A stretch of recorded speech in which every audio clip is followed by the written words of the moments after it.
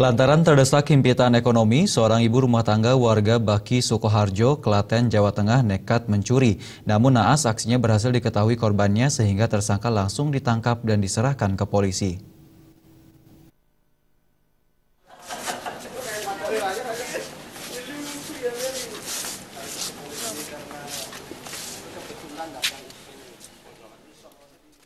Sumarni, warga Baki, Sukoharjo, Jawa Tengah ini terus menangis sambil menutupi wajahnya saat digelandang polisi ke Polres Klaten, Jawa Tengah. Seorang ibu rumah tangga ini ditangkap polisi karena diketahui hendak melakukan aksi pencurian di rumah warga di wilayah Juwiring, Klaten, Jawa Tengah. Tersangka yang sudah pernah masuk penjara tersebut terus menangis saat diperiksa polisi.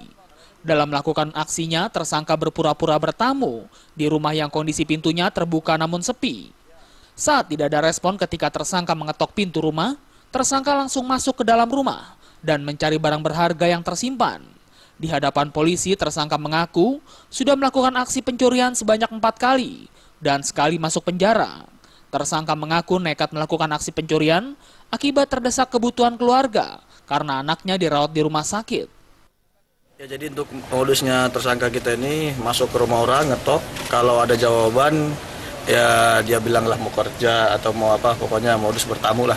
Nah, kalau yang di rumahnya tidak ada orang, ya dia ngambil masuk barang. Untuk TKP kita di Polsek Juwiring dan Trucuk, pertama kerugiannya ada uang, ada juga emas, ada handphone. Jadi modusnya kalau ngetok, nggak ada orang, dia masuk. Ancaman apa? Ya, 362 7 tahun pencurian.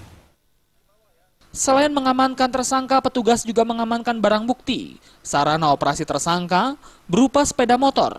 Akibat perbuatannya, tersangka terancam dijerat pasal 362 KUHP tentang pencurian dengan ancaman pidana maksimal 5 tahun penjara.